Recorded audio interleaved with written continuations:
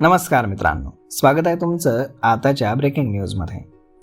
मित्रांनो, 2026 अर्थसंकल्प सामान्य लोकांच्या दैनंदिन गरजा लक्षात घेऊन तयार केला जाईल का, असा प्रश्न सर्वसामान्यांना पडलाय.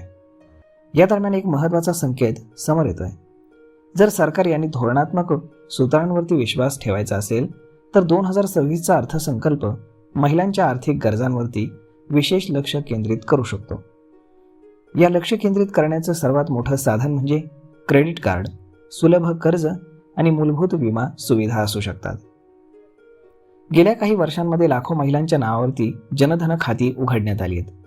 परंतु सत्य हे आहे की अनेक खाती निष्क्रिय आहेत. ती अस्तित्वात आहेत परंतु वापरली जात नाहीत. पैसे साठवण्यापलीकडे कोणताही महत्त्वाचा फायदा त्यामध्ये दिसत नाही. सूत्रांच्या मते सरकार या मॉडेलच्या पलीकडे जाऊ इच्छित आहे.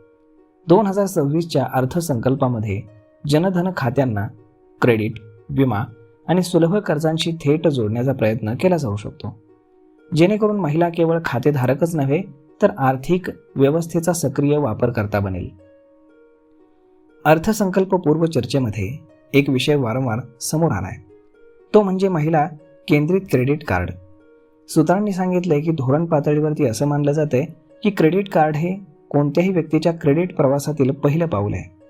महिलांसाठी उत्पन्नाच्या पुराव्याची आवश्यकता, क्रेडिट इतिहासाचा अभाव आणि जटिल नियम अनेकदा प्रवेशामध्ये अडथळा आणतात. या कारणास्तव 2026च्या अर्थसंकल्पामध्ये साधी पात्रता, लहान परंतु उपयुक्त मर्यादा असलेलं क्रेडिट कार्ड याचं मॉडेल विचारात घेतलं जाऊ शकतं आणि पहिल्यांदाच बँकिंग प्रणालीमध्ये प्रवेश करणाऱ्या महिलांना लक्ष केलं जाऊ शकतं. जर असं झालं तर ते महिलांसाठी एक मोठं गेम चेंजर ठरू शकतं. लहान व्यवसाय सुरू करू इच्छिणाऱ्यांसाठी किंवा स्वतःचा व्यवसाय करू इच्छिणाऱ्यांसाठी, स्वयंरोजगार ज्यांना आहे त्यांच्यासाठी, अशा महिलांसाठी देखील हे फार चांगली सुविधा उपलब्ध करून देणार आहे. 2026चा अर्थसंकल्प अशा कर्ज उत्पादनांना प्रोत्साहन देऊ शकतो ज्यासाठी कमीत कमी कागदपत्रांची आवश्यकता असते. लहान कर्ज अगदी सहज उपलब्ध होतात आणि पहिल्यांदा कर्ज घेणाऱ्यांची भीती कमी होते. मागच्या अर्थसंकल्पामध्ये सुरू झालेली ही कल्पना आता पुढच्या स्तरावरती नेली जाऊ शकते. भारतीय खेड्यांमधील महिला अजूनही शिवणकाम, लहान दुकानं, दुग्ध व्यवसाय किंवा स्थानिक व्यापार यांसारख्या नोकऱ्या करतात.